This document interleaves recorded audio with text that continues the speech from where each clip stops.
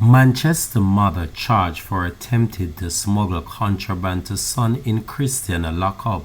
Hi again and welcome. This is Links 007 TV News Report, and we'll be right back with the full details to come. Welcome to Links 007 TV News Report, providing you with the best in local and international news updates.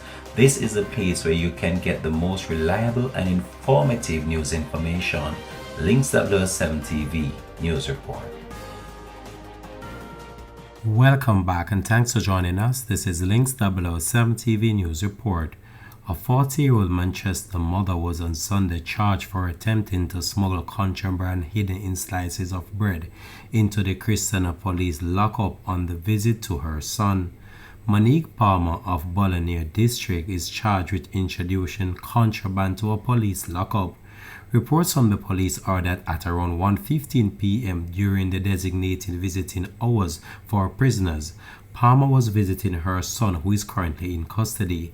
She presented several items to the police. During a search of the items, ganja, tobacco, leaves, and other items including an earphone were found concealed in slices of bread, according to the police. She was then arrested and subsequently charged. Her court date is to be finalized. This has been Links 007 TV News Report. Thanks for watching.